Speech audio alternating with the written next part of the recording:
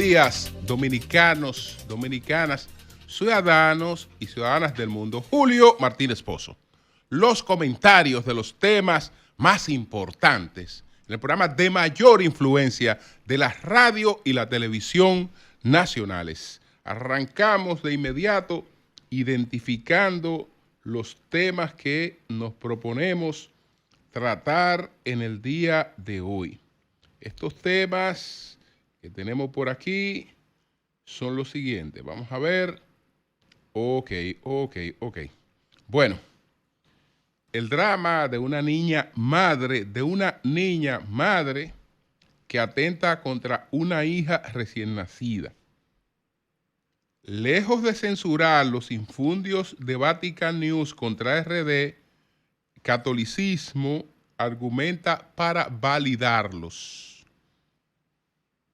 Y quiero decirle una cosita sobre la Cámara de Cuentas que el gobierno la entregó literalmente al tigueraje universitario.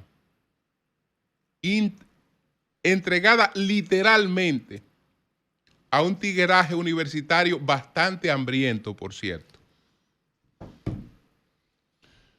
Entonces, bueno, vamos a pasar de inmediato por otros temas que tenemos que abordar en nuestro recorrido de hoy.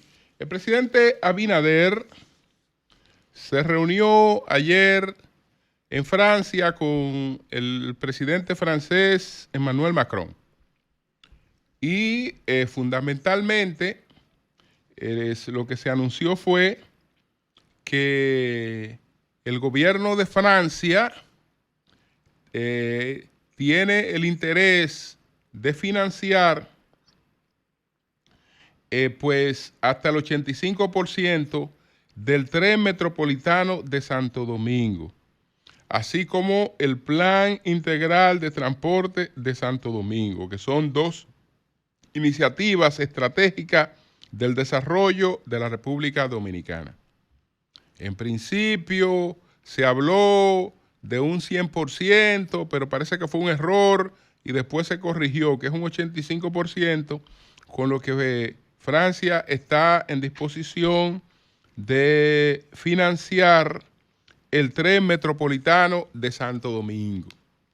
Esto es aún una promesa, algo que ojalá se materialice porque es bueno.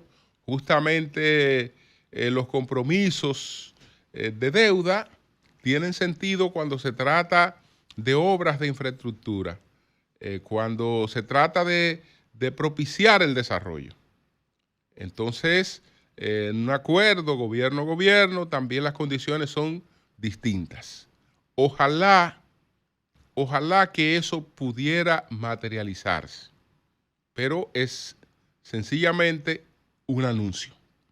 Por ahora sigue siendo un anuncio, por ahora sigue siendo realmente una intención.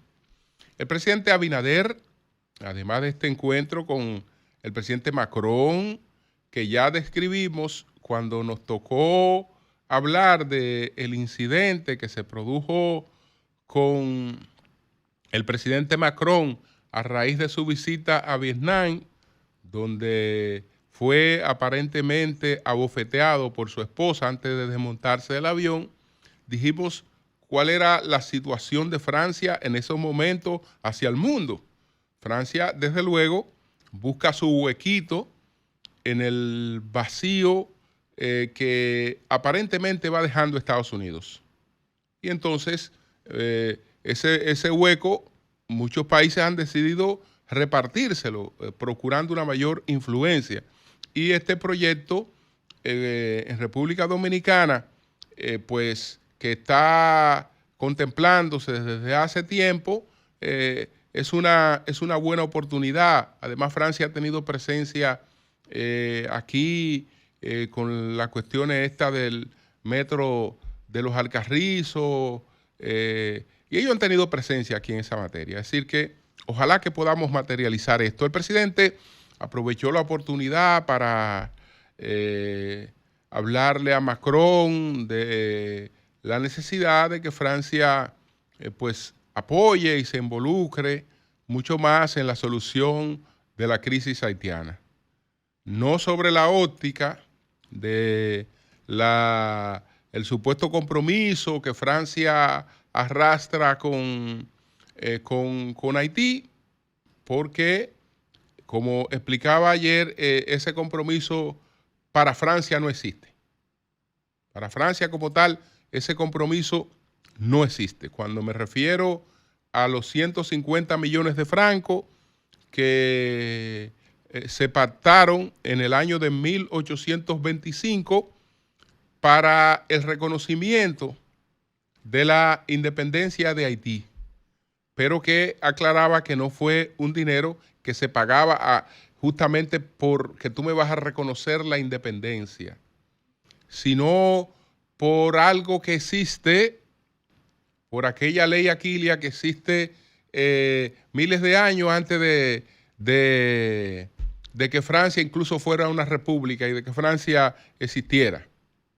Hablo del hecho de que quien enajena una propiedad tiene el compromiso de pagarla. Entonces, el acuerdo de los llamados 150 millones de francos que se hizo entre Francia y Haití era para indemnizar pues a los propietarios de los ingenios y de otras producciones en Haití que quedaron en manos de los generales haitianos. Hoy vemos que fue un compromiso de 150 millones de francos con un pobre país. No, el compromiso no fue con un pobre país. El compromiso fue con una de las, bueno, ya no lo era porque eso había variado, ya para el 1825 eso había variado bastante, desde que la producción azucarera, de añil, de café, de otros productos cayó en manos de los revolucionarios, esa producción se fue a casa del carajo. Pero el concepto de que se negoció con un pobre país, no fue con un pobre país, fue con una de las principales potencias azucareras del mundo. Ya iba en declive. Ya después de la revolución iba en declive, pero fue con una de las principales potencias azucareras del mundo. Incluso, ¿qué dicen muchos de los críticos? Que eso equivalía a 3 años de producción, de la producción que generaría Haití. Cualquier negocio que en 3 años se pague es un negociazo.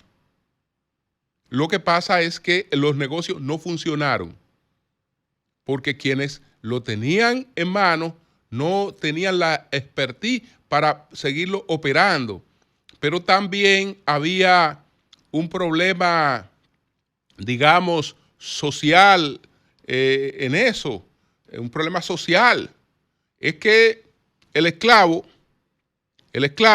que antes trabajaba para un blanco francés, es verdad que era esclavo y trabajaba para un blanco francés. Ahora no era esclavo, pero seguía atado a la plantación y realmente a muchos no le hacía tanta gracia dejar de ser esclavo, seguir atado a la plantación y ahora trabajar para un negro o ahora trabajar para un mulato. Todas esas cosas afectaron y llevaron al piso toda suerte de producción y empobrecieron para siempre a ese país. Es decir, lo que empobreció para siempre a ese país fue haber perdido su capacidad de seguir produciendo como producía. No el tema de la deuda que en 1825 fue de 150 millones de francos, pero al 1838 eso se había reducido a 90 millones de francos. Y realmente nunca se pagó más de 20.000 millones, lo que fuere. Es decir, que el problema no fue la deuda, fue perder su capacidad productiva, lo que afectó a ese país para siempre. Bueno, por otra parte, está el panorama, las proyecciones de la economía nuestra, que según un informe del Banco Mundial, ya no es, porque lo había el Banco Mundial cambiado hacia el mes de enero, que en principio estaba hablando de un crecimiento real de 4.7 para República Dominicana, hoy es de 4 puntos, hoy es de 4 puntos por ciento. República Dominicana realmente, si estamos en el esquema regional de Centroamérica y del Caribe, sigue siendo la economía de mayor potencialidad. No ya así en el esquema de América Latina, porque este informe del Banco Mundial está hablando de que Argentina tiene una proyección de crecimiento para el año 2025 de 5.5%, mientras que República Dominicana, que es la que le seguiría, tiene 4.0%. En medio de República Dominicana, el promedio regional es de un 2 y tanto por ciento, excepción hecha de Guyana, que con todas las riquezas naturales que tiene, anda con una proyección de crecimiento de un 10%. Esa es la panorámica rápidamente de la economía.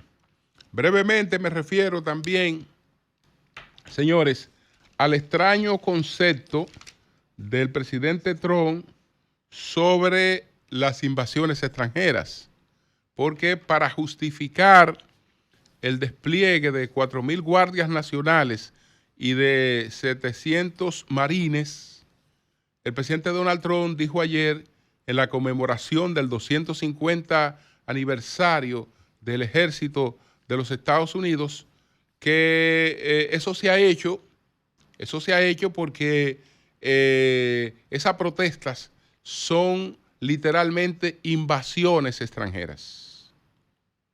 Invasiones extranjeras, es decir, él está, presentando a conflictos civiles como si fueran invasiones armadas. Una cosa que realmente en el campo de los Estados Unidos cabe muy poco eso, pero esa es la justificación. Esa es la justificación. Un país que nunca en su historia ha sido invadido. Y que no me digan que bueno, que fue invadido, que Inglaterra, bueno, Estados Unidos desarrolló una guerra con Inglaterra y se independizó de Inglaterra. Entonces, que tropas de inglesas llegaran a territorio de Estados Unidos en un momento, eso era parte de esa guerra. Eso no fueron invasiones. No fueron invasiones, es decir, el único incluso ataque que en toda la historia se ha producido en Estados Unidos, que lo ha incluido como objetivo a territorio, fue lo del 11 de septiembre del 2001. Luego lo de Pearl Harbor fue un ataque a un objetivo estadounidense, no a territorio estadounidense. Entonces el país nunca ha padecido una invasión. Nunca la ha padecido. Pero no tengo mucho tiempo de explayarme en eso. Entonces, continuando, vemos que Cristina Fernández de Kirchner, pues no logró el objetivo de que la Suprema Corte de Justicia variara la sentencia firme que la saca del juego político, porque la condena a 6 años de prisión, que ella bien puede acogerlo y lo acogerá como prisión domiciliaria, porque es una persona que ya tiene 72 años de edad, pero el tema es que esta condena la inhabilita de por vida para funciones públicas.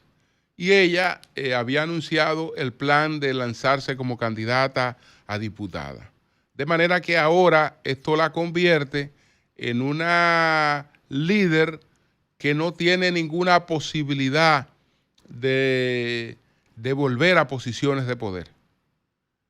Y la saca del juego. La saca del juego. Ella había apelado pero el Ministerio Público en ese caso fue más hábil que ella, porque se la puso cómoda a los jueces. ¿Cómo el Ministerio Público se la puso cómoda a los jueces? Bueno, doña Cristina estaba apelando un fallo que la condenaba a 6 años de prisión y a una inhabilitación perpetua. Entonces, ¿qué hizo el Ministerio Público? Que apeló también. Al apelar también la sentencia, entonces proponía que la pena a doña Cristina se le llevara a 12 años y que entonces se le incluyera el cargo de asociación ilícita. Eso se la ponía muy cómoda a los jueces y salieron del asunto a unanimidad porque ellos se fueron por la parte intermedia. Doña Cristina me pide que varíe esto, que deje esto sin efecto, y los otros me están pidiendo que duplique la condena que ella tiene. Se la mantengo igual y ella va en coche. Y salimos ahí con una posición intermedia. Eso fue lo que ocurrió con la señora Cristina Fernández de Kirchner, que queda totalmente inhabilitada para participar en política, y todos sabemos que eso a un líder le afecta mucho, mucho.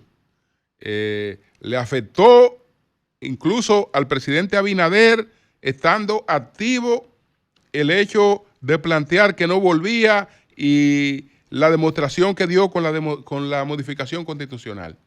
Le ha afectado mucho el liderazgo de Danilo. Señores, Danilo no es una persona diferente al Danilo que hemos conocido toda la vida.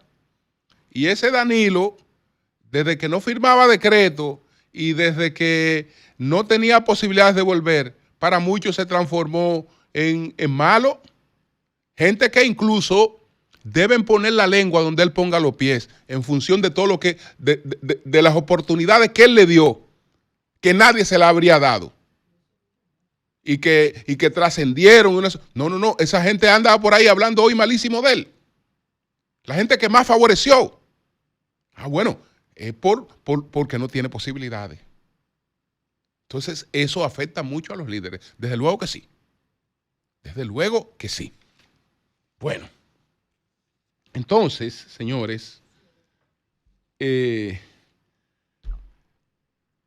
déjenme referirme brevemente a este drama de Miches. Ojalá que no se vea como una cosa que ocurrió en Miches, sino que, digamos, las instancias que trabajan tanto con la mujer como con la protección de los derechos de niños, niñas y adolescentes, vean como un drama que hay que trabajarlo de manera integral. Porque parte el alma el hecho de ver que una madre haya atentado contra su niña recién nacida. También hay que ponerse y ver la situación de esa supuesta madre. Porque estamos hablando de una madre que no estaba en condiciones de serlo. Es una niña que apenas está cumpliendo los 18 años de edad. Entonces, todo el encono que esa niña desarrolla con su propia vida, porque está viviendo el momento en el que ella pretendía empezar a cultivar todas sus ilusiones como una mujercita y digamos a lucir a una serie de cosas, y de repente ella se ve entrampada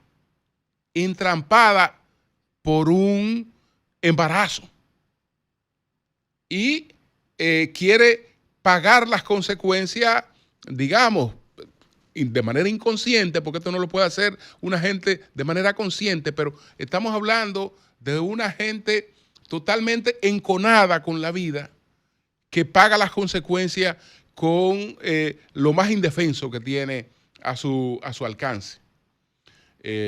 La pareja de ella dice que fue a presentar una denuncia contra ella, pero que no le pudieron caso porque era un hombre, etcétera. Habrá que ver también en qué condiciones se desarrolló esa relación con una... Ella al momento del embarazo era menor. Era menor, entonces eso hay que tomarlo, porque me da mucha pena ver esto y que mire que fue apresada y la fotografía de esa niña de apenas 18 años, etcétera, cuando se sabe que es una gente que vivió situaciones que no estaba en capacidad mentalmente de administrarla. Entonces, ojalá que eso tuviera un tratamiento más profesionalizado.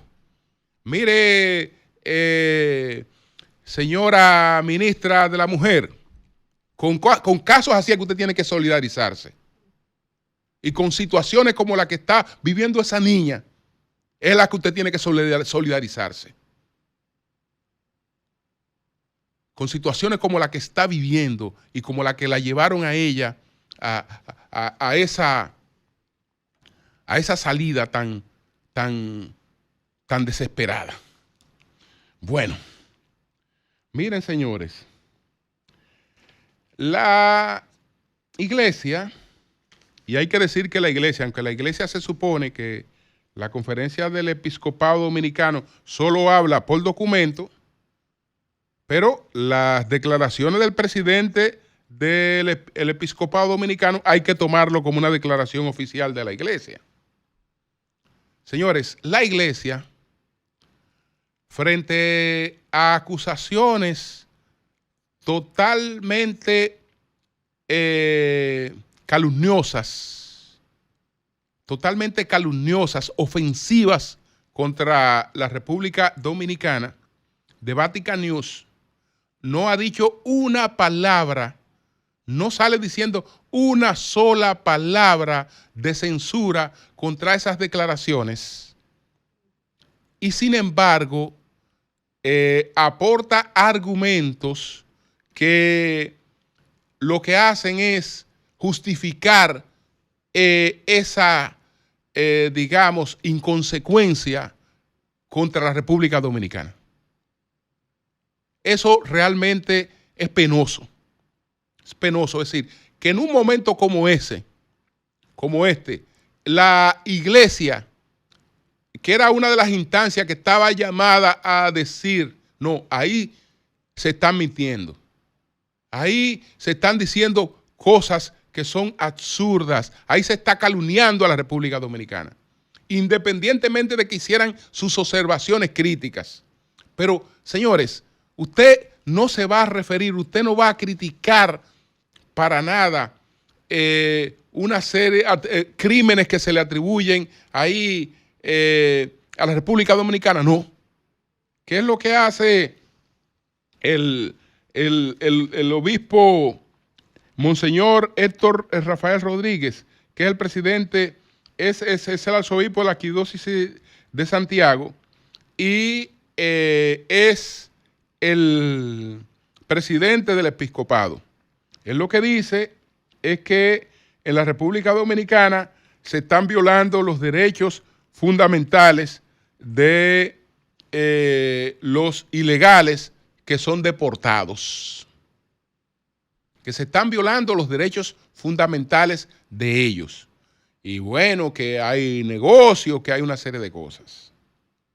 Yo creo que cuando una institución no quiere dejar de perder su influencia, que la iglesia la tiene, pero esa iglesia que estamos viendo actuar ahí, no hace otra cosa que regalando parte de su influencia.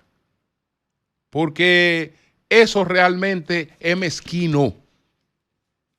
Eso es mezquino. Este país que le da tanto a esa iglesia y que esa iglesia vive del Estado y que debería ser la principal defensora del Estado, en un momento como este, no debería asumir una postura como esa. En un momento como este no. Todo tiene su momento. Un momento como este no. Y si lo va a hacer, por lo menos trate de ser equilibrado. Trate de ser equilibrado, es decir, defienda las posiciones que usted tiene que defender como iglesia, pero sea un poco solidario, un poquito de solidaridad con un país que está viviendo una situación que la está enfrentando prácticamente sola y que si no actúa se destruye. Y justifico y sigo explicando, señores, no hay desde el punto de vista teológico justificación. Eso solamente es inconsecuencia. Eso es inconsecuencia. Porque bueno, usted me está hablando a mí de derechos fundamentales. Me está hablando de derechos fundamentales, ok. Entiendo. Me está hablando de los propios, de la equivalencia a los derechos naturales de lo que habló Tomás de Aquino. Que cuando está hablando de esos derechos naturales, fue lo que después la Revolución Francesa dice que son derechos inalienables. Ok, me está hablando de derechos inalienables, que todo ser humano los tiene. El derecho a la vida, a la alimentación, a una serie de cosas que son naturales, que fue de lo que habló Tomás de Aquino. Pero el propio Tomás de Aquino, al definir y al abogar porque la iglesia siempre ejerza la caridad cristiana frente a los derechos naturales, advirtió en forma categórica que las comunidades políticas pueden y deben, decía Tomás de Aquino, las comunidades políticas pueden y deben establecer regulaciones razonables para proteger el bien común. El bien común que la comunidad política dominicana está en la obligación de proteger es el bien común de los dominicanos. Es decir, ellos tienen que ver a los inmigrantes ilegales con caridad, con la caridad cristiana, pero tienen derecho a establecer las regulaciones que lleven a la preservación del bien común. Eso es lo que establece de manera categórica Tomás de Aquino en la suma teológica. Y citaba que la tengo aquí, la ESUL, citaba a Pío XII, ¿y qué es lo que plantea Pío XII en la ESUL Familia? Solamente le voy a leer un párrafo. Todos los hombres tienen derecho a un espacio vital familiar en su lugar de origen. Le repito lo que dice Pío XII. Todos los hombres tienen derecho a un espacio vital familiar en su lugar de origen. En caso de que aquel se frustre, tienen derecho a emigrar y ser acogido en cualquier otra nación que tenga espacios libres. Pero está claro que todos los hombres tienen derecho a un espacio vital en su lugar de origen. ¿Y por qué ustedes no dicen nada de las situaciones de ese lugar de origen y quieren cargar el dedo contra República Dominicana? ¿Y cómo es que en un momento como este nosotros tenemos una iglesia que se presta a, digamos, hacerle el juego a este tipo de cosas? Eso no tiene justificación alguna. Eso es una inconsecuencia mayúscula, para dejarlo ahí. Finalmente, señores, no es gana de que si yo cuándo, no, porque incluso la responsabilidad yo siempre le he establecido claramente. La responsabilidad de haber escogido esa Cámara de Cuentas es del gobierno y especialmente el presidente Abinader. El que le entregó al tigueraje de la Cámara de Cuentas, la Cámara de Cuentas fue el presidente Abinader. Fue el presidente Abinader. Bueno, hace 2 semanas, o menos de 2 semanas, el consultor jurídico y el director de recursos humanos se fueron a los puños ahí. en esa garata con puño que tiene a ese tigraje ahí, peleando por vehículos, peleando por carguitos, peleando por manejar esto, por manejar aquello, el tigraje de la UAS que está ahí. Pero lo bonito no fue que se embrujaran. Lo bonito fue los elogios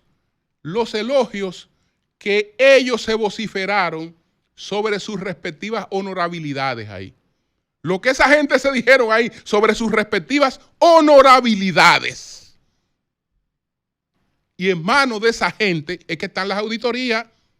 En manos de esa gente que está el chantaje que se va a hacer a quien se le haga una auditoría. En manos de esa gente es que estamos nosotros. Y eso se hizo a propósito. Eso se hizo a propósito. Vamos a escoger una cámara de cuentas de una gente que no pueda auditar a nadie, porque esa gente manejó unos fondos que lo está manejando con el mismo tigueraje con que se están manejando ahí en la cámara de cuentas. Y manejaron miles de millones de pesos en la agua sin auditado. Ah, pues estos son los buenos. A estos que lo vamos a traer para acá, para que vengan para acá, para tener lo que se ha tenido hasta ahora. Una cuestión totalmente inútil y peor que nunca. Cambio y fuera.